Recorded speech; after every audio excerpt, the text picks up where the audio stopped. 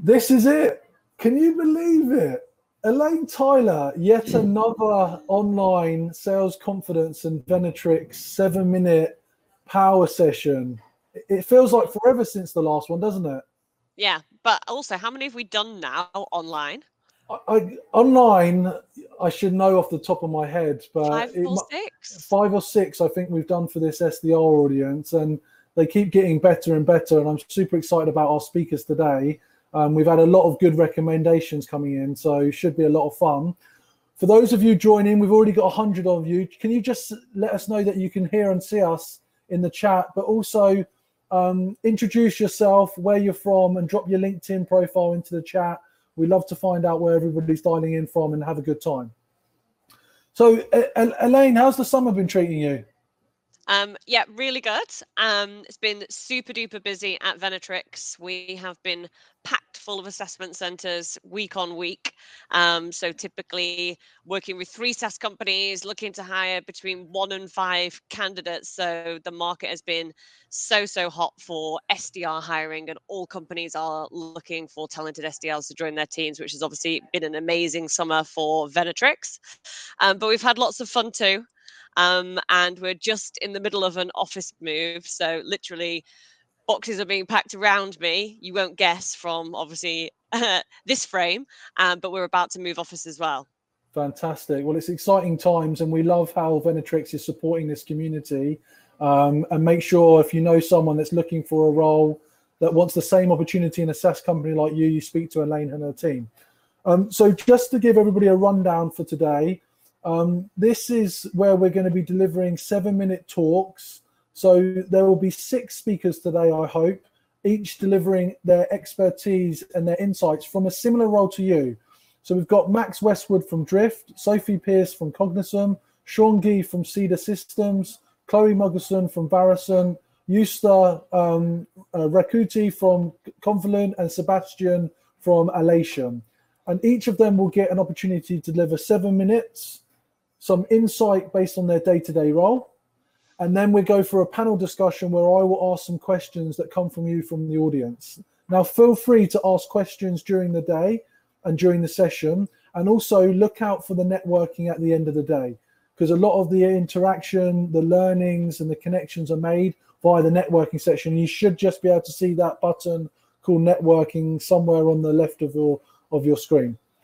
So I'm looking forward to get started, but we've got some special news, actually. We're about to launch the very first Sales Confidence membership for all you SDRs at a cost of $0 for free. And I'm just going to walk you through that. We're also going to launch the top 50 sales SDRs and SDR manager nominations. So look out for that. And then those of you that are in London that are keen to come to one of our events in person, have some drinks and have a good time, on the 11th of November at the De Vere Hotel in Holborn, we're going to be holding an event for 300 SDRs and SDR managers. So that is going to be a spectacular night of entertainment. We're going to have a lot of fun, and we're going to make the most of the night on the 11th of November. So make a little note now, the 11th of November.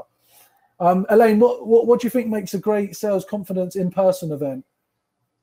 I think the opportunity to not only hear the talks, but then also to network after, and to have a conversation that's maybe outside of the work duties specifically, to get to know people, basically build your network, have a drink, celebrate everybody giving a great speech.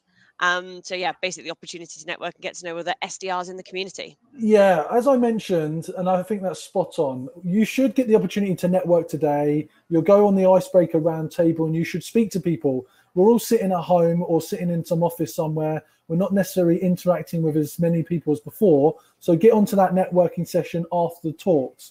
But there's something to be said for having a beer, a wine, a non-alcoholic beverage, a vegan juice with someone in person. And that's what we try to do when we bring together everybody in person. So put the 11th of November in your diary. That will be the award ceremony. So we will be announcing the top 50 SDRs in the UK. And that's a real game changer for people's careers. So before I invite the first speaker, I just want to show you something that you've all now got access to. A lot of people come to me and say, James, we love the events, we love coming to the networking, but we want more. We want more content, we want to do more. So I'm really excited to announce the very first Sales Confidence membership. Can you see that, Elaine? Mm-hmm. Yeah. Okay, fantastic.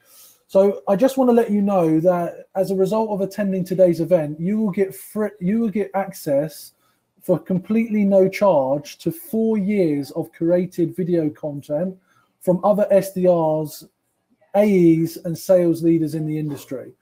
And we've got a great dashboard here that gives you a starting process. What we've created is a pathway for your success. So I'm trying to create a portal that each stage of your career, we want to help you with your mindset, your well-being, and your overall performance. So when you land onto the Sales Confidence membership area, you get access to free content, how to be a great networker. And as SDRs, we've got stuff from SDR booking first meetings, becoming the answer, and improving your worth before you become a closer. And I know many of you are on this journey to becoming a closer.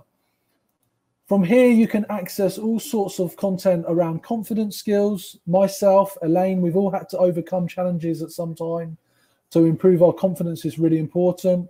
Upskill your sales skills and leverage technology. And then each of these sections has a high performance snippet of video content, which you can use to learn from and follow, which is going to help you with your content. And every section has something around resilience, your mentality, and building a brand.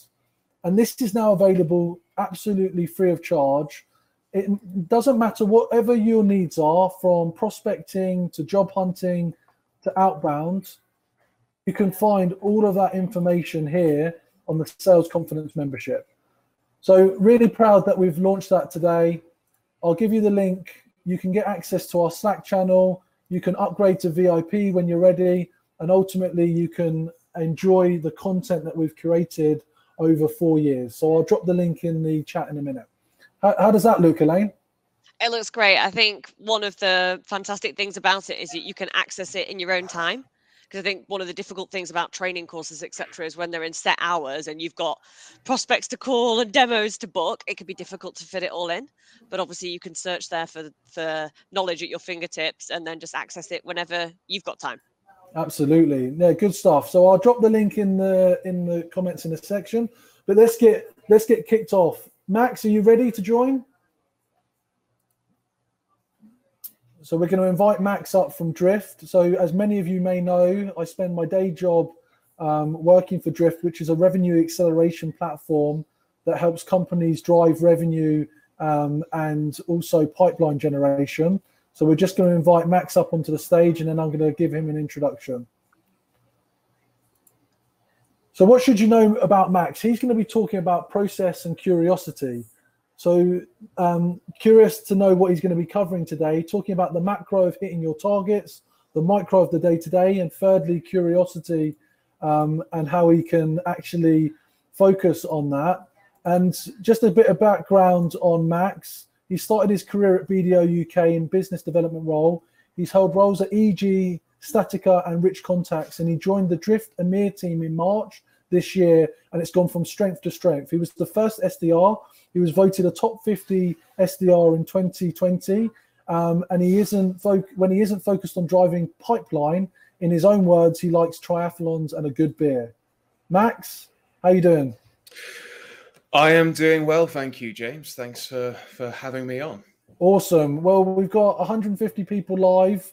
I'll leave this 7 minutes to yourself. Good luck. Thank you very much. Well, this is quite interesting. So I had a little chat with James. He was like, "Do you want to have a conversation and give your kind of thoughts to a bunch of like-minded people at the start of their sales career?" And I was like, "Yeah, sure, of course I'll do that." And I was like, "Well, what on earth do I talk about?" And we ended up with process and curiosity. And as James alluded, well, what does that mean?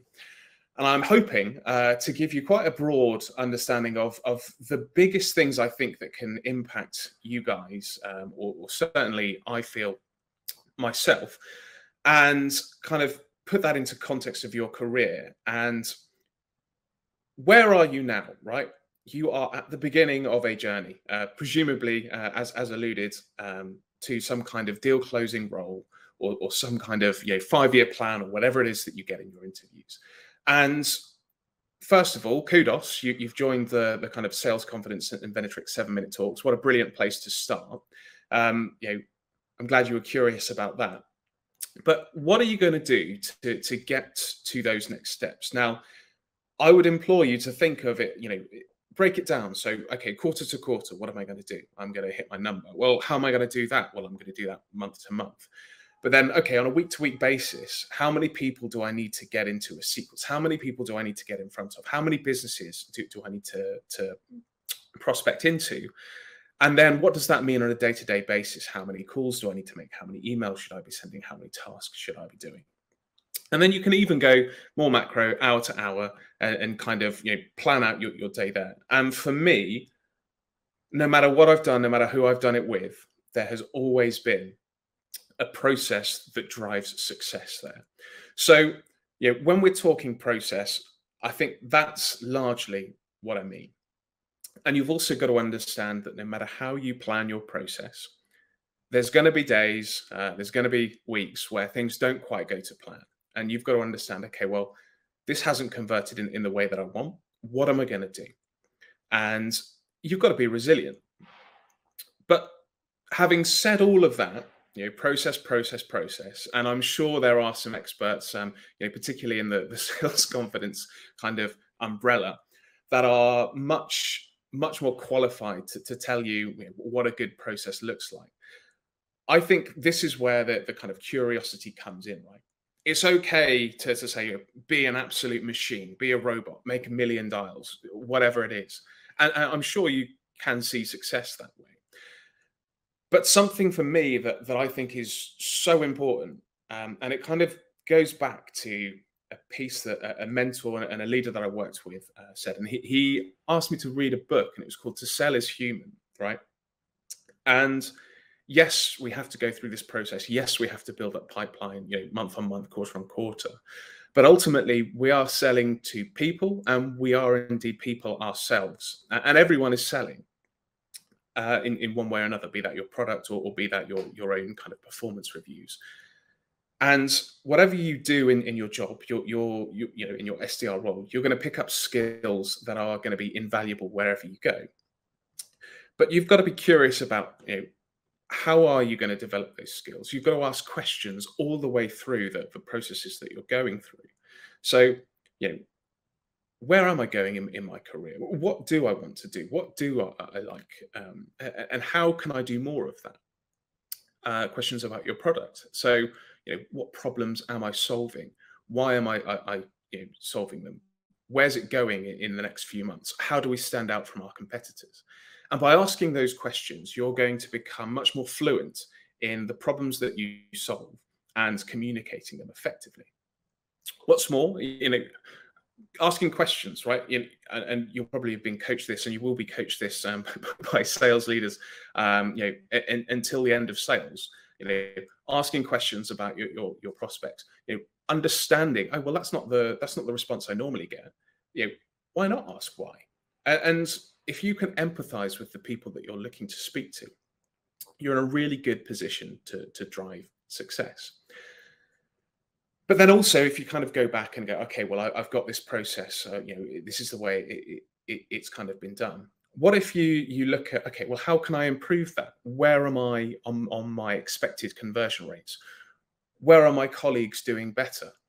And if you can, ask questions around that, if you can understand where you can improve, you'll end up looking back at yourself and thinking, you know what, I have developed a serious amount over these past, months, years. And that's something that I really enjoy about sales. And I think if you apply that and really strategically plan, who am I going to go after? Why? What am I going to say? And how is what I'm saying changing based on these results? You're going to develop an iterative process that will mean you can comprehensively improve as an individual, as a salesperson, and ultimately drive success, not only for yourself, but also for your team. And you'll be able to look back on what you're doing and really be pleased with the kind of development you're going on. I guess when I look back at some of the processes that I've been doing and the way that we work on them, there's one kind of quote that I was told, and it's just love the process, right? You've got to get stuck in and you've really got to enjoy it. And in order to do that, I think you've got to put a bit of yourself into it, right? You can't, this isn't just a job that you do for I'll just do it. If you enjoy what you do, you genuinely believe in why you're doing it and have a desire to improve, you're going to have so much more fun. And when you're asking those questions and getting those answers, you're going to end up in a really, really good place. I think I've got 20 seconds left that I don't really need. So perfect. There we go. Hello, I'm here. There was a small technical hitch there. Thank you very much there, Max. It's fantastic there to kick us off. Some excellent lessons around reflection there that I think we can all definitely take into our day-to-day. So next up, we're going to be hearing from Sophie Pease, who is an SDR at Cognism, with the title of her talk, Fake It Till You Make It. So she's going to be talking about the importance of taking risks in your sales career, talking about repetition. Everyone starts from nothing, so you just need to keep doing it, and of course controlling the controllables. To give you a little bit of an information on Sophie, so she's currently a mid-market SDR at Cognism, the AI and sales marketing acceleration platform. She made the switch into SaaS sales this year to give herself a new challenge and get to know a different industry. Going from a 360 sales role back to SDRing has definitely had some tough patches, but she thinks that sometimes you have to take a bit of a risk and a sidestep to get where you want to be. Good things never come easy. Excited for this one, Sophie? Let's get you on stage. Hi there, everyone. Thanks for that. Great introduction. Max, I think you might have run slightly over into my time there, but I won't hold it against you. So yeah, my topic is on sort of faking it until you make it. Because I think with sales, it's kind of like with everything, there is always a process to learning it. I think they say it sort of takes around 10 months or more for a brand new sales rep to be sort of fully productive in their role. I don't think anyone kind of starts out in sales knowing everything and feeling completely comfortable. I also think that to a certain extent, all salespeople are still kind of winging it. I've been in sales for quite a while now, but I still think sometimes to this day, I'll sort of hang up a cold call and I kind of think to myself, I've actually got no idea what I just said on that phone call, but I think it went pretty well. And then I kind of listened back to it and you realize that at one point, you get to a time where your brain just sort of kicks in and you go into kind of like an autopilot sales brain and you don't even second guess yourself really. So I think half of it is just backing yourself and just trusting in your own ability. But I guess the question is sort of how do you create the confidence and the ability in the first place? So I'd say number one is just repetition is key. Half the battle is just throwing yourself in there at the deep end. I like to use the metaphor of kind of riding a bike. In the beginning, you need the stabilizers. It's good to have some sort of a script and a bit more structure to your calls. Myself, I like to use sort of Microsoft OneNote and just jot down the direction of where I'd like a call to go. In the beginning, this just kind of gives you a little bit more confidence instead of going in blind.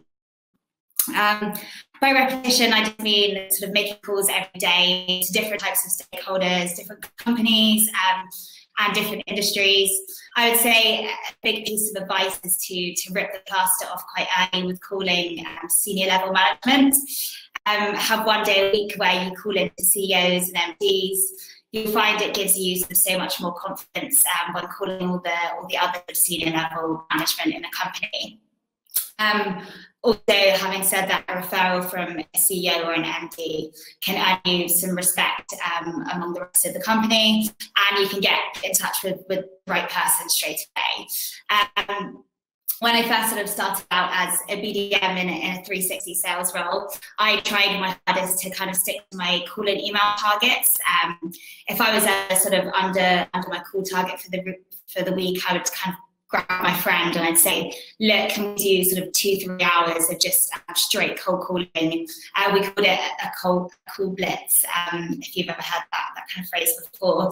But it just kind of allows you to get your numbers up, to sort of, yeah, again, repetition is key, to get more comfortable. Second kind of, I guess, piece of advice for kind of new salespeople starting out is to control the controllables. End of month stress is a real thing, and I think it really pays off to take an admin afternoon every now and again. Usually I find this sort of works most effectively sort of at the beginning of every month, or right at the end if you've already hit target. This is probably going to make quite a few sales managers everywhere cringe, but it's just so useful to have an unfettered workflow, get your ideas in order, and it allows you to actually sort of concentrate on the important tasks that you have to do, and really prioritize and hopefully secure a few meetings before the end of the month. Second is just playing to your strengths. So when you start out, I think you'll immediately get to know what sales avenues come more naturally to you than others. And those are the areas that you find the most success in. I find a lot of my meetings come through cold calling. So when it comes to the end of the month, I kind of capitalize on this, and I spend maybe about 70 to 80% of time on calls and the rest in other areas. Again, yeah, I mentioned just now that I do love a cold call, and so I thought I'd just give you a couple of phone habits that I wish I'd kind of known in the beginning. And I was speaking to my mentee about one the other day, but when you get a prospect, answer the phone, and it's probably once in a blue moon that they might actually ask you, how are you? And I think this is overlooked by sort of so many salespeople, and it's literally the prospect giving you a huge sign and saying they're open to having a conversation with you, and that they're in a good mood. So use this as an opportunity to throw in some of your personality, take advantage of this to humanize yourself and make them laugh. Even if it's sort of something simple like, yeah, I mean, I've been better, Michael. Still kind of getting over the result of the Love Island final last night. And it's just something that you can kind of use to bring in your own personality, break the ice. Yes, I do watch Love Island. Just announce that to everyone. The second thing would just be to be comfortable with the silence on a cold call. This is something I was really guilty of in the beginning. But if you've just asked a question on a call, don't immediately hit with a follow-up question because you feel maybe a little bit nervous or you're worried that there's sort of too long of a pause. I think pauses are really good, and they seem way longer to you on the other end of a call rather than the prospect. So yeah, just give it time, give time for the prospect to answer, and have a think about what you've just said. Leave the room for them to answer the question. You'll just get so much more value this way and come across as much more confident. And then thirdly, it would just be sort of not apologizing for calling someone. It's so hard to do this at first, but at the beginning of a cold call, just don't act as if you're sort of starting off already on the back foot. You haven't done anything wrong. You're going into this call very prepared. You know the ways you can add value. All you need to do is demonstrate that. So instead of sort of saying, apologies for calling you today, change the language. So it sounds like a positive thing that you've called them. You have a reason for kind of interrupting their day. So yeah, try saying things sort of like, appreciate we might not have spoken before. We work with, some very similar companies to yourself. We've managed to help them by doing X, Y, Z, and just adding some value and sort of, it's about recognizing that yes, that person might be short on time. But give them a great reason for sort of taking some of that away from them. But yeah, I think in general, there's no magic potion to being good at sales, unfortunately. I think if there was, Probably, yeah, I don't think anyone would be able to afford it. But you'll find the only way to get better is purely through sort of repetition and perseverance. Yeah, but I would say I'd kind of leave on the note of if you're kind of just starting your sales career and yeah, just starting cold calling, I'd say just keep at it. It does get a lot easier. You do become a lot more comfortable, and eventually they'll stage you even twice about dialing the number. And especially kind of females coming into sales as well, you can often feel a little bit sort of out of your comfort zone, but just push through, because I promise it does get better, and the rewards are great. Hi, James. Sophie, amazing. How are you feeling? Good, yeah. How are you? Good. Congratulations on your first 7-minute talk for Sales Confidence. Thank you. And that was some really actual hands-on tips. So love that. Thank you very much. We'll see you back at the panel shortly. Thank you. So next up, we've got Sean Gee, and he's going to be talking about curating your knowledge sources for BDR success, talking about adjusting to new industries, curating and using both external and internal sources for learning. Sean studied business management and marketing at the University of Exeter, started his career in sales as an SDR at Store Magic. He then spent some time freelancing before founding a company called Cherry Pick, which specializes in sales, support, and recruitment. So clearly he's entrepreneurial, and he recently joined SEDNA, where they are reimagining email with a digital workspace and striving to give more time back to the tasks that matter. Hey, James. Thanks for having me up. I appreciate mine's going to look a little bit different now because technical difficulties Elaine mentioned earlier, I'm having them as well. So I'm giving my talk in podcast mode today. Awesome. Well, look, Sean, don't worry about that. We all love a podcast. We don't need to see your beautiful your face. Trust me, everyone. He's extremely good looking.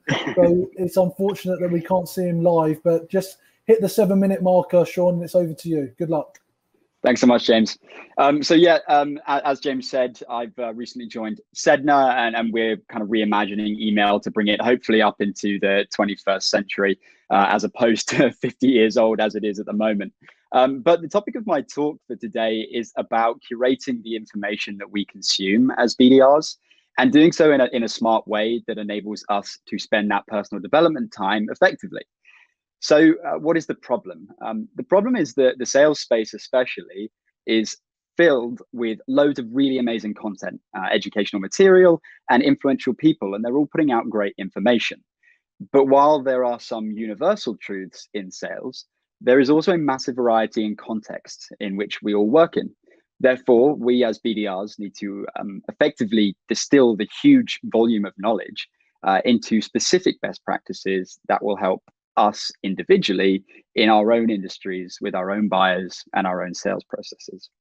And we talk about sales, we talk about implying pain every day with our prospects. So let's turn that inwards on ourselves. What's the impact of that as an issue for us? I've recently moved to SEDNA, and like James said, I've been around the SDR world a little bit of time now. So I thought I knew some best practices. However, when I joined SEDNA, I had a tough first few weeks. I wasn't getting any responses or booking meetings, and my peers were. So after getting given an email template actually by my manager, which I looked at, and to be honest, I thought, you've got to be kidding me, right? This actually goes against everything I know to be best practice. I used that template to book a meeting that same day, which has since gone on to be a really great opportunity. So we can see the impact of following what is considered to be best practice if it doesn't translate into daily success for ourselves. And what's the point of seeking out great information and content if not to improve our own individual performance? So how do we overcome that? I want to propose 2 tactics and 2 mindset shifts. And these are really just my thoughts. Like, I really appreciate, I'm sure all of you out there have some great thoughts on how you can do this. And I'm really excited to hear those in the networking session afterwards. So tactic number 1, curating your feed. What I mean by this is that there are really amazing sources of knowledge from great professionals out there in pretty much any niche you could imagine. You want to take this specific event as a really great example of that. If I want to create my feed, whether it's on LinkedIn or Substacks or whatever medium it might be, I need to look out to see who reflects my niche most accurately. So if I was prospecting into the sales and marketing world, for example, I would be getting my post notifications for Sophie over at Cognism turned on, so I can see every time she posts an insight about her life prospecting into those same roles. Likewise, if at SEDNA I was prospecting into the largest enterprise accounts, I'll be getting Seb and Justa's posts front and center on my LinkedIn, because I know they're also approaching enterprise level accounts and will be learning and sharing that knowledge with their network. If you create the sources of knowledge to match your individual activity, as opposed to just the most famous influencers, it will hopefully have a greater return on your results. Tactic number 2, use your team. We spoke about internal versus external. And when it comes to finding advice for your niche, it doesn't get much more specific than your team. There are a number of ways you can do this. So obviously reaching out to those senior to you. I mentioned my manager, David, gave me a great template. You know, that's a great way of doing so. However, you really don't need to go senior to get great advice. I am, and I'm sure you are all as well, part of a really talented team of BDRs. And as much as obviously we want to compete in our success, the BDR world is not a zero-sum game, as long as obviously you have your territories and everything allocated properly. So use your peers. At SEDNA, we run almost weekly sessions where a member of the BDR team will actually present something that's been helping them win. And using methods like that, we can all improve on our very specific prospects. So hopefully those are a couple of tactics you can take away from today and actually implement. And now I want to talk about 2 mindset shifts. The first of which is being critical. And I obviously don't mean being negative. I mean the process of analyzing facts and opinion in order to form your own judgment. While this can partly be done through the curation of your feed, you need to also have this in your mind every time you consume a piece of content, whether that's reading a book, attending an event, seeing a post on LinkedIn. And you need to be forming judgments based on the facts and opinions presented, but also the individual context that you and you alone know. Yes, it might seem more work if this causes you to have to go out and read wider sources or that sort of thing, but it actually can save you from running down an alley with your prospecting style or activities when you realize that you've actually spent a month or a quarter wasting your efforts on an activity that's actually been really low return for you. If you invest the time up front, you save yourself from wasting time later down the line. That point leads me nicely on to my final point, really, which is the second mindset shift of becoming self-analytical. I think this is really important in whatever form you want to take your self-development, but particularly in sales. And it's all well and good making judgments on what's out in kind of public content, but the specificity of the BDR world actually goes right down to the individual level. What works for a colleague of mine at SEDNA might not work for me. And this is why we need to analyze our own data and our own results, hopefully using the tools that we have available to us. Check where your meetings are getting booked from. Check what messaging works best, what channels work best. And obviously, when you do this, it poses a couple of questions. Do I need to upskill in this area? Is this something that I need to work on and develop? And it could be a great result for me if I do. And again, this can direct our curation. If I find that I'm not very good at video, I need to go out and look on LinkedIn and get some really great video influencers to help me improve those skills. However, it might be the other side of things where, you know what, I've worked really hard at my video skills to up that quality of mine, and yet I'm still not booking meetings from it. However, I know that actually I book meetings from 40% of my connected cold calls. Sometimes we just have to admit that we're not going to be the best BDR at every channel and medium. So analyze your own performance and use that as another source of knowledge to further your development and also increase your results. That actually brings me mostly to the end of my talk. I just wanted to say a big thank you because I've been on a number of these events before. And while I've been around the SDR world a little bit of time, there are some really experienced SDRs out there. And so I wanted to use my talk today to act as a bit of a guideline to help all of us get the most out of the amazing people who are doing a lot for our profession. So thank you to all of you as well.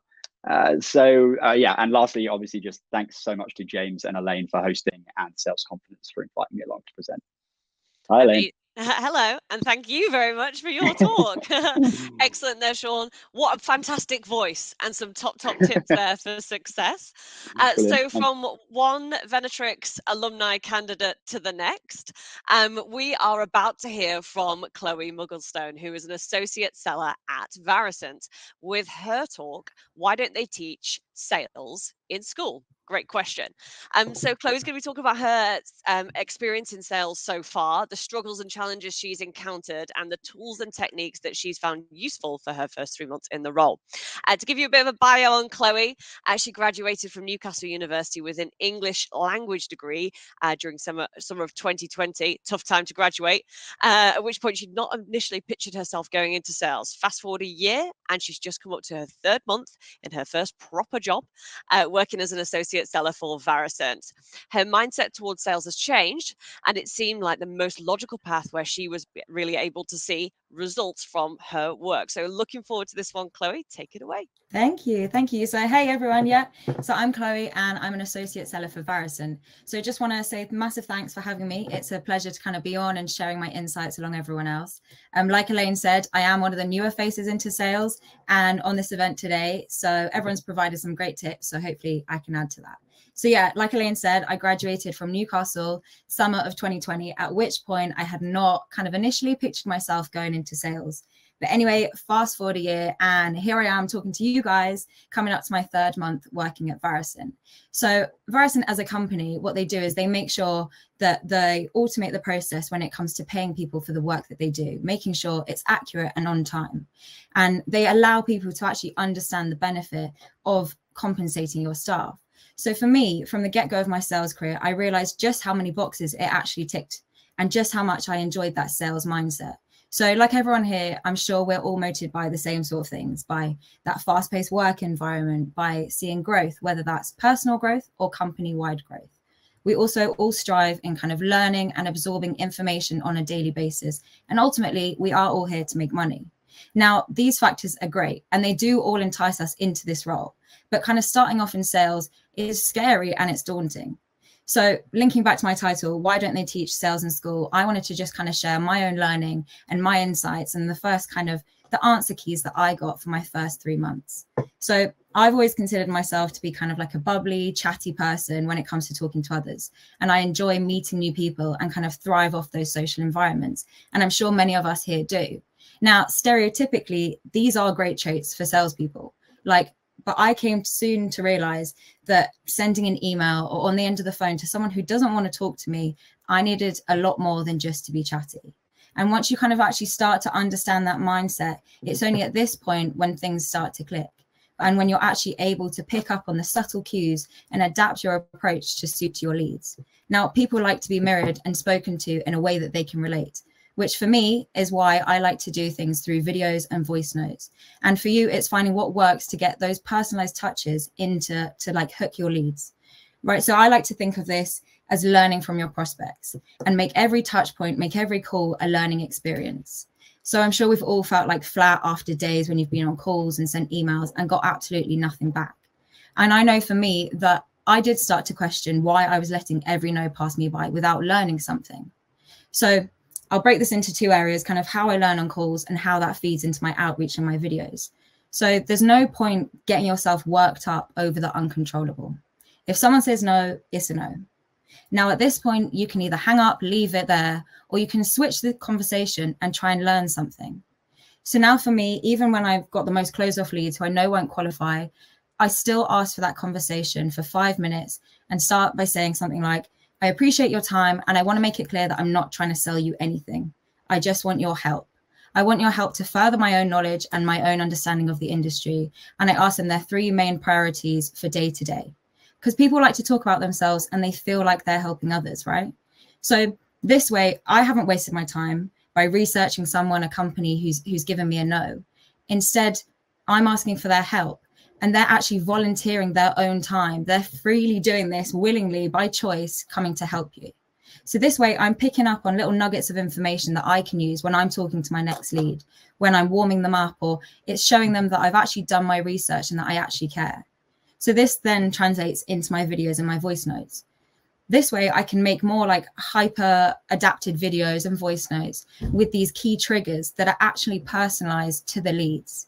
So when I come across someone and they say that their priorities are X, Y, and Z, I can go to my bank of videos and choose the one that's most fitted for them. Now, this bank of videos will only grow the more you receive a no. So it's making you change that mindset of no into a positive, that every no is actually going to get you 1 step closer to that yes. So this kind of leads me on to my next point. So not only should you be learning from external people, so from your leads and your prospects, but also from the internal people. So your peers, your mentors. And we're on this webinar here today, but how many people do you know on the call, right? How many people have you connected with? And out of your connections, how many people have you actually spoken to or sent a LinkedIn message to? We're all here for that same reason, to learn from each other. Now, not all people speak the same way and think the same way. And obviously it's important to respect that. But your peers, your seniors, your mentors, they've all been in your position or are in your position and can offer you an idea and can offer you help, right? So this is what you want. It's for them to think differently and for them to offer you that alternative. Now, obviously, we all know sales is a numbers game and it's easy to get fixated on like being number one, being the best. But for me, sales is not about the level that you come in at or whether or not you're a natural born salesperson. It's that mindset that you employ that takes, and like the steps and provisions that you put in place in order to get you to where you want to be. So to answer my question, why don't they teach sales at school? To put it simply for me, sales is something that you have to learn on the job in a practical environment. And at the end of the day, you and only you are responsible for the outcome. So why not maximize your chances of success? It's proven that everyone benefits when you help each other. So I wouldn't be here talking today if I hadn't reached out to my mentors at Varicent and asked for that help.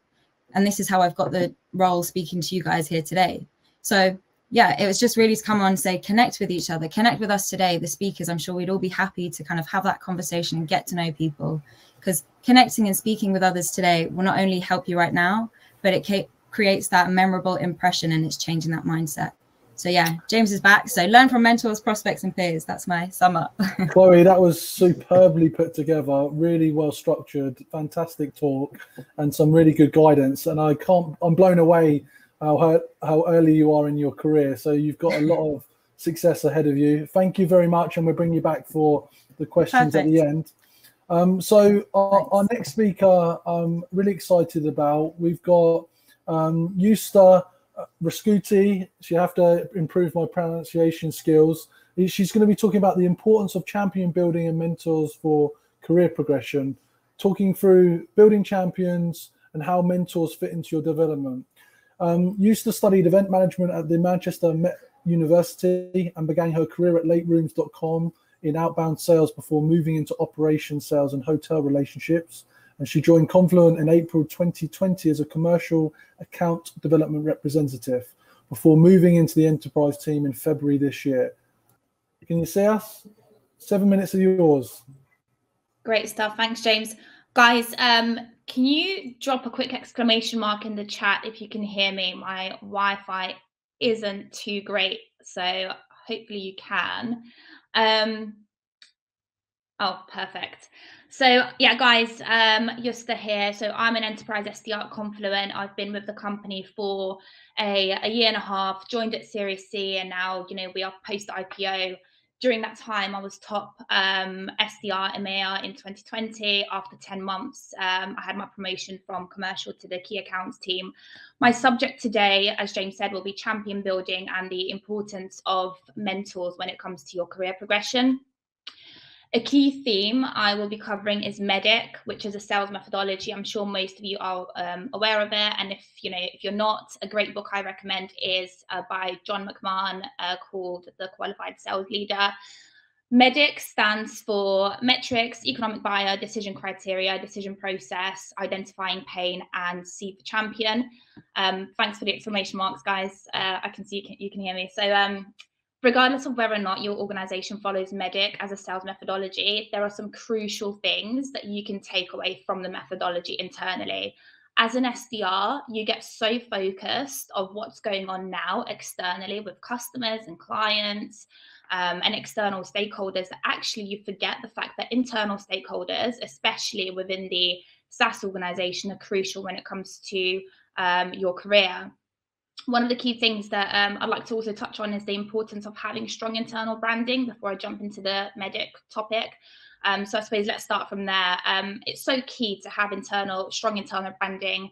You know, when someone mentions your name, how do you want to be perceived? This is in parallel to your results, but equally as important when it comes to promotions.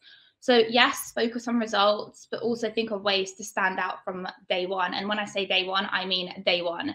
A good example would be organizing internal and external events, talks, bringing in senior leadership to speak to the teams, building relationships with subject matter experts, for example, SEs, get them to come in and present to the team various topics on the product, etc. When I joined, one of the key things that I did was I'd shadow calls. Any call I could get my hands on, I would shadow. I joined internally as an SDR. I would find some time to sit on sales engineering calls, ask the best performing customer success managers to shadow their calls, and actually understand the post-sale relationship, because that is so key. Then once you've got that built up and you're approaching a time where you feel like you could be ready to have a promotion or a conversation about the promotion, there are key things that you should be looking at. And this isn't just speaking from my own experience, but so many people I know that are working within top SaaS vendors right now in the UK and Europe in general also have been seeing success by following this approach. So number one, understand who plays what role and why are they important when it comes to your promotion. For example, for your next role, who's the EB, who's the economic buyer? In other words, who is making decisions when it comes to your hiring? Who's got the power to say yes to you? Who will be your champion? Who will be your coach, etc., etc. Number two, find a champion who is close to your EB. In the case of, say, let's say an SDR to an AE promotion, I'd say, build a champion in the person who will be your direct manager, your regional sales director, for example. Understand their pain, their metrics, decision process from them, and everything you need to do in your power to build a relationship with them, do it. The best way, to give you guys some practical advice, so the best way to go about this isn't to ask for their time if you don't already have a relationship with them. It's actually, go to them with something in return, whether that's kind of offering them to support their current team when it comes to pipeline generation, finding new accounts. If you want that promotion, you will find extra time in the day to do this.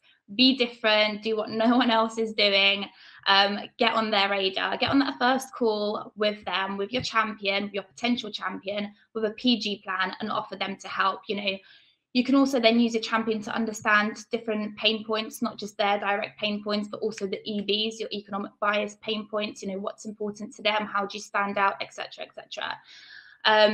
The other thing I would say is never stop building that relationship, even if the role is not available yet. Whether that's you asking your champion to involve you on their team calls, their forecast calls, deal review calls, general training sessions. One thing I will say is be there, turn up, show them you care, because you do. And then number three, I'd say without overstepping your champion, build a relationship with your EB. Go to the EB, for example, your VP of sales, and go to them with an offering. So look, I've built a relationship with my champion. This, I understand from my champion that this is your current pain. This is how I can help. Let's have a conversation. Let's have an introduction. Number four, if there is a role, qualify with metrics, qualify by understanding the decision process, but use your champion to do this. Use your champion to understand any blockers that are in your way. Ideally, your champion by this point will have so much trust in you, and they'll want you to be part of their team that they'll openly and honestly tell you what blockers there are in your way, whether that's, no hiring budget, whether it's timelines, whether the SDR organization is not being able to hire fast enough, etc., etc. By the way, I'm working from home, guys, and I do have my flatmate coming back, and the dogs are at home, so they will go crazy in a second. So I'll try and wrap up quickly. I could talk about this for literally hours because, I'm so fascinated by process. But the other key thing that I wanted to mention is, of course, champion building is crucial. It really is. But without a mentor, it's super difficult to get far, super difficult. So there is one thing that I'd like to highlight, and that's, the importance of having a really strong and successful mentor from a very early stage of your career. As early as month one, I had a mentor. My mentor is Lee Wright at Confluent. He's an enterprise sales director here. Your mentors don't have to be, in sales, but it has to be someone you trust, someone who's done well, someone who knows what they're doing. It's difficult to progress as an individual without a mentor. And, they help you think straight. They help you cover points you didn't think of. They help you highlight potential risks, but also they motivate you. So key things to take away is the importance of following a sales process internally, understanding how crucial it is to have a seriously close relationship with your champion, and then lastly, find yourself a mentor, find yourself more than one mentor. And yeah, that will be the end of my 7-minute talk. Thanks a lot, guys. I'm sorry about the dogs. Working from home. Do you live in Battersea Dogs Home? Sounds like there's a lot of dogs there. Thanks for that, Justa. That was excellent. Some fantastic career advice there. So thank you so much for sharing that. So now on to our next and final talk, which is Sebastian Grog. So he is an SDR at Alation. With his talk, Work Smarter, Not Harder. And so he's going to be talking to us about the best times to prospect and his methods of outreach. Talking about that process again. We've heard about that. I feel like I am repeating that people are going to be talking about repetition and the importance of strategic partnerships as well. Give you a little bio on Sebastian. So he's a strategic BDR working across the Nordic region targeting big enterprise companies. His main focus is on reaching those who are in the IT and data departments. Prior to joining, he worked at Finley James for 18 months, where he was recruiting senior salespeople within the SaaS world. Before this, he was also working at a business-to-business international organization as a market researcher, which he did while studying at Manchester Met, where he achieved a first-class degree. Looking forward to it, Sebastian. Take it away. Cheers and hi all. First and foremost, a massive thanks to Elaine and James for putting on such a wonderful event. I hope we've all taken some good tips from it. As Elaine says, my talk today, it's all about, effectively it's about process, like it's already been covered before, and working smarter, not necessarily harder. So what I mean by this is when I first came into the sales world, I always thought you need to work, really, really long hours to be a success in this role. And what I quickly realized is it's more important to work the right hours and reach those people at the right time. So I'm going to try and split this up into a few different parts. So just to give you a bit of background, so like Elaine says, I work as a BDR and I was the first BDR for Alation in the EMEA region. I'm working in the data analytics world, selling a data catalog. Just a very brief background on what a data catalog actually is. I'm sure you're all asking yourself that question. Everyone actually uses a data catalog on a day-to-day basis. So think of your Spotify's of the world, your Netflix, Amazon's and Google. It's anything where you can actually search for and get results back in a quick and efficient way. Now, in terms of the process and those actual organizations I try and reach those large enterprise organizations. So those valued between, say, 5 to 50 billion, and those with 100,000 or plus employees in there. And you're all probably asking yourself, like, how do I actually reach these target people? And the way I do this is every week I try and ideally pick at least 2 companies to go at, so 2 enterprise companies. And I'd set myself a target of at least contacting 60 people per company. And the way I find these people is I use LinkedIn Sales Nav, what I'm sure you'll all be aware of or you may have heard of. And I effectively narrow my search down using the key Boolean search to find those relevant people.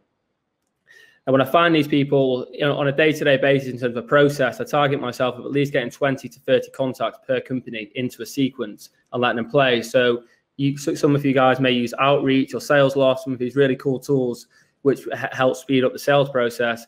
And once they're in there, I know on a daily basis to come back and reach and target these individuals. The next thing I want to talk about is the actual best time to call these individuals. So when I first started out in recruitment and necessarily sales, I was kind of calling people all day, every day. And I think that's a good thing to do. But sometimes you need to take a bit more of a strategic and targeted approach with this. So what I mean by this is if you're not getting success at calling somebody at 9 o'clock on a Monday, every single week, you need to stop doing that and stop wasting your time. And the way I kind of do this, I kind of worked and I sat down one day and I thought, when am I getting most success on the phone? And I realized this was typically usually around quarters to the hour or 10 minutes to the hour. And why I find this is a lot of meetings will obviously take place on the hour and they sometimes, fall short 5, 10, 15 minutes. So it means when you're calling these people, I typically would have a list of individuals I'd like to call at quarters to the hour every hour. And when I'm getting through, the chances are, these people are out of these meetings, so they can take your talk. Now, I'm not saying they'll take a meeting or they'll take, they'll need to give you 5 minutes of your time, but you'll actually have an opportunity to pitch to them and get your points across. And I think that's one thing I want everyone to take away from today. In terms of, again, when I'm actually reaching these people, I mentioned that I try and get 60 contacts per company. Now, I'm not a whiz kid, however good I am. I can't guarantee 60 meetings for my account executives. But what we typically find is we probably get through having conversations with around 20 people, and we maybe get about 8 meetings within an account. And one approach me and my account executive kind of took to was an actual lunch and learn session. So instead of demonstrating and wasting my account executive's time spending per demo with every individual, we started trying to get everyone in the same room at the same time. And what it kind of did was it kind of helped bounce back ideas of people. Because in what we're selling, it's not going to be, it's not very transactional. It does take a long time. So we really, at the starting point, it's all about gaining interest from these individuals. The next point I want to do is really kind of my opening pitch. So when I'm reaching out to people, whether it be on LinkedIn, emails, or actual phone calls, I think it's very, very important to actually show you've done your research on these people, because that can help buy you time. Now, what I mean by this is don't bring them up and say, oh, I see you got an interest in football or the Premier League or BBC, whatever that may be. Actually take a deep look in their profile. So have the person you're targeting, have they worked at a previous organization what currently uses your tool? Have they recently attended an event? So in my case, did they attend a data event last month? What you can actually refer to when you approach them. And what this will do is when you actually speak to them, you will need to pitch them. But once you actually get speaking with them, it shows you've actually done your research. If you can drop a few things in an email or in a LinkedIn message or on the call. And it typically, again, it'll buy you a little bit more time when you speak to them. Again, in recruitment, unfortunately, I didn't have all this cool tech stack what I've got now. So at the moment, we get to use the wonderful HubSpot, Drift, Outreach, Salesforce, and so on. We just used to use Excel and an old database. Now, what I've done in recruitment in this SDR role, just like I just used to do in recruitment, was every single time I'm mapping out a company. So what I mean by that, so now I'm getting those 60 contacts from an organization. They're not just going into an outreach sequence. I'm noting down every single one of those 60 individuals and putting them into a spreadsheet. And why I do this is it means that every single day when I log on in the morning, I know there's 60 people there who have got to be called. So if they're not on the task and outreach of the day, I can make sure I can still call them every single day. And it gives me that sort of guidance on who to actually target. And all I do is I share the spreadsheet with my account executive. And if I get through to someone, I do traffic light signals. So green would mean meeting, amber would mean referral, and red would mean no-go. And it just gives that alignment between myself and my account executive. So he knows exactly where I am with the account, because in my case, he can't see my typical outreach sequence in the way I work. And then the final point is to just pick up the phone and just call them. I get so many people, asking for advice from our team, especially in the US and even in the UK sometimes, and people are just scared of the telephone.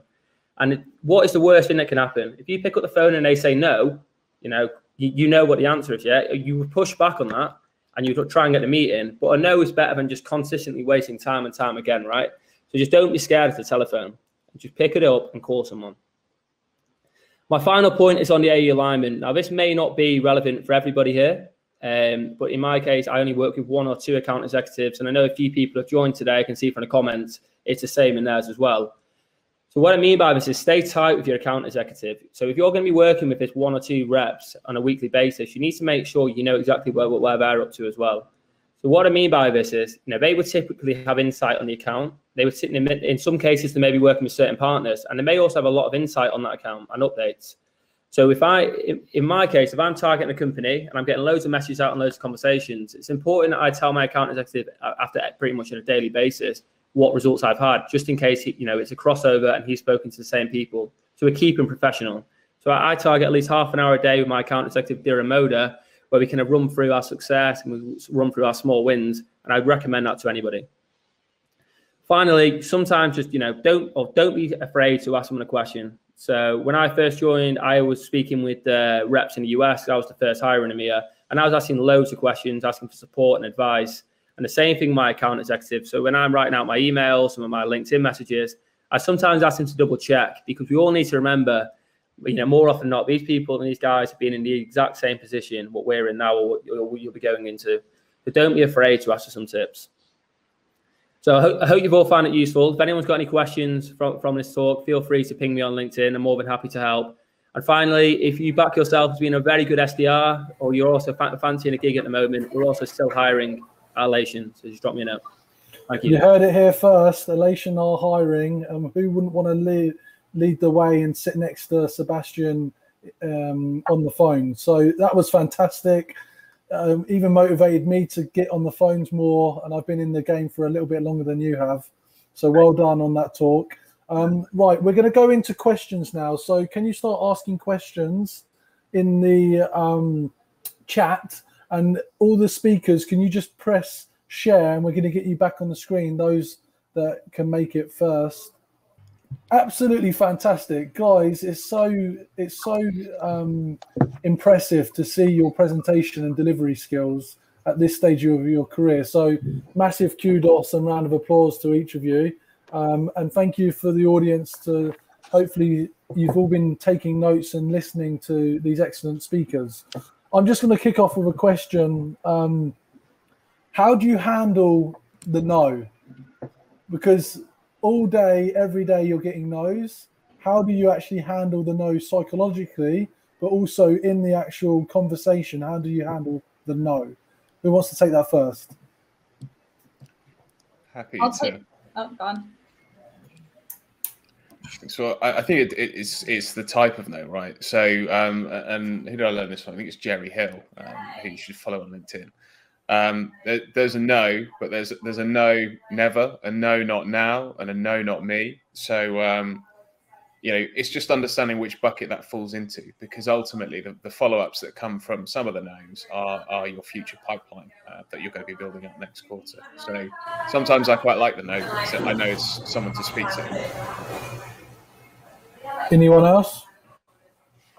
I think from from my answer would be more from a psychological perspective, as you mentioned, James. It's just a case of, and it's so easy to say, but it's just a case of staying resilient, because that for every no there is a yes. But also one of my mentors here at Confluent, he's one of the things he said to me is that the sale starts when someone says no.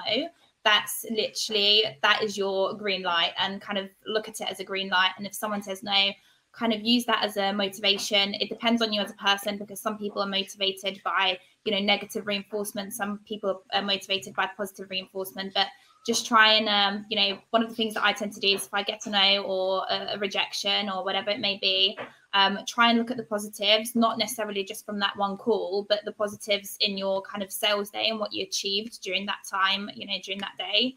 And then at the end of the day, just think to yourself, okay, well, I had one no, I had 5 no's, or however many no's you've had. However, I've achieved this. I've booked 2 meetings that equal in 1.2 million and PG or whatever, So just kind of staying positive is key. And very quickly on that as well, it's all about mindset. Sales is all about mindset from what I've seen as an SDR, purely because, as soon as you get into that negative mindset, your whole week is ruined, your whole day is ruined, your whole, it could be your month that's ruined. You just need to pick yourself up and just keep going, and remember that everyone else is going through the exact same thing. And if this was easy, everyone would be doing this, but it's not. So just remember. Yeah, absolutely right. If it was easy, everyone would be doing it, but they don't want to, and they're not going to have the joys of the spoils that you're going to have in your careers ahead of you. Looking forward to tracking where you all end up. So I've got a couple of questions coming through. Do ask questions in the Q&A or in the chat, wherever you would like to. This is for those of you that focus on enterprise prospecting. How do you decide how many contacts to reach out to in an enterprise account? Do you have a set amount that you go after, or do you select individual contacts on a week-by-week basis? How do you decide that? That's for the enterprise SDRs. That's from Jordan. It's a good point, and I would say that I'm only just moving into this space at SEDNA, but it's often, it depends on whether this account is completely new to you as a company, or whether you've already got some foot in the door. Because, as Sebastian said, you can go out and have a massive range of contacts in an account, up to 60, like Seb said, or beyond, whatever it might be. But if you have a number of initial relationships already built up, whether or not there's been any business done there, I think one of the best things is using those ongoing relationships and branching out from them. So using neighboring teams, neighboring departments or business units, and sort of creating a web of context from them. So if you can take, 2 or 3 existing relationships you have with the account and use them to get intros into, 4 or 5 new contacts each, you're then starting to get not only 15, 20 contacts, but actually 15, 20 contacts who are going to be more receptive to having a conversation with you and hopefully finding a first route in or a next expansion in that account. But again, like I said, a relatively new topic for me. So some of you more experienced enterprise reps may have other opinions. Anyone else? I know, Sebastian, you talked about it, but how did you actually come up with that number? I think, it's exact same thing as Sean. I typically always start around 50 to 60 mark when I'm mapping out an account. But that's not to say, I'm going to put 60 people into a sequence every single time. It depends on the success I have. So if I'm targeting, say, 20 people a day and I get some responses on the first day, just like Sean says, I'm going to use the power of those conversations I've had. And I may be fine getting a few meetings just within those individuals. So I'd always start big and then if you go down, that's absolutely fine. And I go around the 50 to 60 mark because the organizations I target are so big. So typically in my case, the data departments are also very large. So I'd always start at the top. So again, like people at the C level, and then go down to the actual business users. Then obviously if I get in at the top at the start, then I'm not necessarily going to be targeting those business users straight away, because those will naturally come into the conversation in those lunch and learn sessions, what I try and plan. I think also, just going back on Seb's point as well, 50, 60 for large enterprise accounts for sure. For smaller enterprise accounts, it depends on what's classed as enterprise within your organization. So, it could be revenue, could be, the amount of employees. If it's revenue, sometimes it could be an organization that has, 100 people in the UK that sit within IT, for example. If you're selling to the IT teams, you're not going to really try and spray and pray to all of them. So I'll put it in the chat, but something that's worked really well for me, and it's just a consistent process that I do every single day with every single account, is tiering. So tier A and tier B prospects. Tier A would be, your C levels, your heads of, your directors almost. So really, really specific people you want to be targeting, super personalized outreach, whether that's email, cold call, whatever it may be. And then tier B would be, just whoever you can find, who you feel like will be relevant, who you feel like will understand your language. Just almost, I wouldn't say spray and pray, but more of a generic approach just to get people, in that list, because you're not always going to have emails that work. You're not always going to have numbers that work. So tiering prospects usually works really well. And again, depends on the account. But I'd say never do more than around 8 prospects for tier A, because they take a while, and you'd rather do something super, super personalized. Great, thank you for sharing. Question here from Paul Donarci: are switchboards dead? What success do you have with switchboards? No, absolutely not. Okay, go on, give us your view, Sebastian, first. It's not, because I think it's more about how many times you call, right? So some people, especially I know, they've called, they've been to a switchboard, and they get a no at the start of the week, and it's just, I'm not calling a switchboard again. It's the exact same thing in recruitment. You need to call and just sound very confident, very assertive. I typically just use, when I call, hi, I'm looking for James, can you put me through now? Right? And it sounds very important, like you've already spoken to him before. I think it's just all about the way you come across. If you ring a switchboard and you're very nervous and you're very shy, they're going to, they're not stupid. They will know exactly what this is. If you call up very confident, we've already spoken before, we've already seen some interest before, maybe even a little white lie, you've a good chance you get put through. That'll be my advice. I agree, Seb. Switchboards are not dead. However, I think you just need to mirror the person who's on the other line. If you're gonna go in aggressively and it's just a nice lady who's having a super good day, you don't want to kind of ruin their mood. But also, I think it depends how you approach the question. So whether or not you're speaking directly. I don't know if I can just hear loads of background. Yeah, I can hear. One of the things that has worked really well for me is leveraging PAs. So going through switchboards and not asking for the actual C-level executive that you want to speak to, but asking to speak to the PA or PA's contact details works really well. Then speaking to the PA and then kind of going through the PA works really well usually, and building up that relationship that way.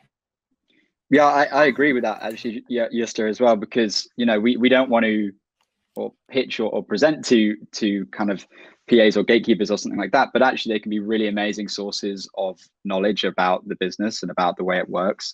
You know, so if you do get, like you said, one that's receptive and open to having a conversation, it can be really great to actually explore a little bit and use that as a chance to map out the department or the account a little bit and say, hey, look, I'm looking to have a conversation around this. Would the original contact be the right person to talk to about that, or is there someone that you think is better, empowers them and actually helps you kind of be more targeted in what you're trying to do? I would kind of, I suppose, to slightly give a contrary opinion, I'd say that if you sort of have a mobile or sort of an email address available that's sort of direct to the content you're to the contact you're trying to sort of get in touch with, it's obviously better to kind of have that one touch point as opposed to sort of multiple touch points. I wouldn't say that the switchboard is dead, but it's obviously going to take you, I would say, slightly longer to get to the sort of end goal, if that makes sense. So yeah, definitely, I guess, a multi-channel approach. But obviously, it also depends on what kind of tools your sales team are using, what technology you have access to. From being in sort of, I guess, two roles, one not having access to kind of direct dials, and then now obviously at Cognism, we have quite a large coverage. So yeah, it's useful to be able to get through to the person you want to speak to straight away. All right, I'm going to ask just one final question, and then we're going to head into the networking. So there's been a lot of talk today about the importance of mentors and people championing you and improving your personal brand within your organization. Can you just tell us how you found your mentor? I can start with this one. So obviously I've only just kind of joined, I'm in my 3rd month, and Varicent, we're lucky enough that they kind of set that up in a process. So you've got a mentor, you've got a peer who's also kind of same level as you, maybe been there a few more months. So if there is people in your company who are kind of only a couple months more into the business than you are, I definitely reach out to them, because they're just kind of that couple months ahead of you. And so they've been there, done that, and they can kind of offer you what's like, what are the tips and what not to do kind of thing. And obviously everyone's got their AEs, and kind of like, I think Justa was saying, you kind of go, you find your champion and work with them. I think to kind of continue with this, it's just you can have a conversation with anyone, and you know, if there's something you like about someone, why can't they mentor you? And I think it's just about being open-minded. Like, you can learn. There are so many really interesting ideas, and there's so many things that are allegedly dead or not. And if you're just open to having those conversations, you can learn a lot from anyone. But yeah, classic sales thing, you still got to ask, depending on how you kind of define mentor. If you want a more formal one, just ask. A lot of people are open to it. Okay. Absolutely. All right, I've got one final question I want to ask everyone, and there's 2 questions to it. One, and I'll ask each of you, how many cold calls do you make a day? That's going to be the first part of the question. 2, when are you going to get promoted into an AE? 30 in 3 months. 30 in 3 months. Sophie? I would say, yeah, probably about 30 as well. I used to make a lot more, but now definitely less, because I'm a bit more strategic. And I don't know, I'll have to ask Dave Bentham. He's conveniently moved away from his desk as you asked that question. So we'll see. Max? I've been advised by the head office that we're not allowed to disclose anything about our outreach processes, but you know, a similar number, and I'd say 6 months. Good man. Chloe? Yeah, so we're aiming for 60 touch points a day, but out of calls, it's maybe, like the guys were saying, like 30 to 40. Obviously, I'm still kind of pushing for a higher number at this stage, still trying to work out, what works for me. And yeah, you'd have to speak to Matthew Blanchard, see what he says. You're just getting started, so you've got a bit of time to go. Yeah, a bit of time to go, yeah. Sean? Yeah, so interestingly, I'd say my number's lower than the rest. The majority of my meetings have been booked through email. And so, as I said in my talk, I want to adjust to my results. So I'm saying probably about 20 a day, and then you know, an additional 40 emails or something or 40 other touch points to knock that up. And then, yeah, we'll say 6 months, hopefully. Sebastian? I try and make anywhere between 90 to 120 calls a day, and promotion being January or February, hopefully. It's been fantastic to have you all on here. It's 15 minutes remaining. If you could go to the networking and have some fun, I'm just going to spend some time for those that want to stay on the call to show more of the membership area. I want to thank everybody for contributing today. It takes a lot of effort and a lot of confidence to go behind the scenes and plan for these talks. So congratulations to each of the speakers. Highly recommend that you go and connect with them and follow them on LinkedIn. And also, none of this would be possible without our sponsors. So thank you to our diamond partner, SalesLoft, which is the leading sales engagement platform. Titanium sponsors Gong and Drift. Platinum sponsors Varicent, who had the wonderful Chloe from. Venatrix, Aircall, MindTickle, Demo Disc. And then our gold sponsors, Cognism, Sales Psyche, Refract, and SalesWorks and Air Marketing. So if you want to continue meeting people and meeting some of the speakers, just head over to that networking section and it will be live for the next 15 minutes or so. And then if you join the Sales Confidence free membership area, we're going to start building up the Slack group a bit, and that will allow people to actually get access to it. So those of you that are hanging around, I can see there's still 119 of you. Just to highlight, when you land here, you've got different options to take on your stage, depending on what stage you are in your SDR career. And you might be thinking, well, actually, I want to get promoted, so you can start getting content of what it takes to be a closer, which is basically an IC, individual contributor, AE or AM. I would even recommend, there's a lot of talks in the sales leadership area, which you can find down the bottom, of just inspirational leaders. And things like, how do you be seen as an authentic leader, I think is really important to anybody and any approach. So we've got things, lessons from mistakes. What is the founder mindset? How you focus on confidence first, how you evolve patience, being an executor, making the right choice, and be seen as human.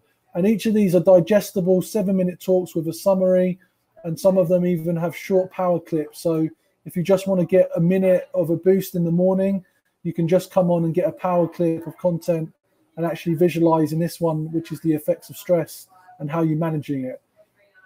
This also gives you an idea of the type of events that we do. So I mentioned that the next SDR and SDR manager in-person event is on the 11th of November. So feel free on the 11th of November to come to the De Vere Hotel. There'll be a Eventbrite link. There'll be a small fee to attend, but you get food, drink, and networking included in that talk. So as you can see, we've also organized it in a way that helps you progress your career. So starting at level 1, understanding what your inner success is, time management, networking skills, everything from cold calling advice to LinkedIn, warm emails and video. Many of you would have seen the famous Tom Boston from SalesLoft. He shows you how he used videos and stands out. We've also got Morgan Inroom, who talks about breaking through the noise. So there's a lot of content available here that's going to be useful for you when you're thinking about developing your career. And all you need to do is go to the membership link, which I've held on top of the staging area. So if you go to the chat area and the stage, you should see the link, which is available for you to access. Any questions in the comments?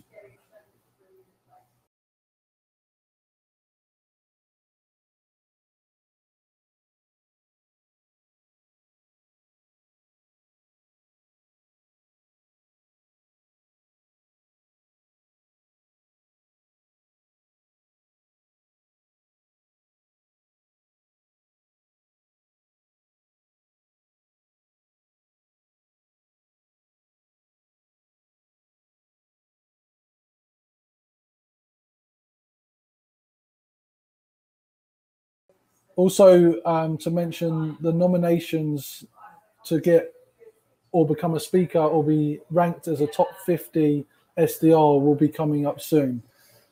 But, you know, the purpose of this was, when we were designing it, we thought about all the skills that you needed on your pathway to success, from an SDR, an AE, a manager, to a sales VP, or even a CEO. And you need everything from confidence, you need to evolve your sales skills, and you need to understand the technology that you're using.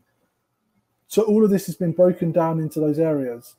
The other thing we're going to celebrate is we've created an award for those of you that hit the 50K earnings mark. So we're going to have a celebration. If you become a member, and I said it's free to join, and you get free onto the membership site, we will reward all of you for being a free member if you reach that 50K mark. And we're going to start celebrating in the industry all the 50K earners, and then we go to 75, 100, 125, 150, and you can start to track with your career with sales confidence how you're doing against your peers in industry.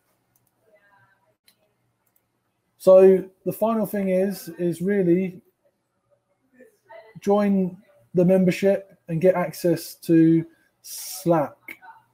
So I'm still here. Thank you for listening. I'm going to head into the networking myself, and I'll see you all again soon. Thank you.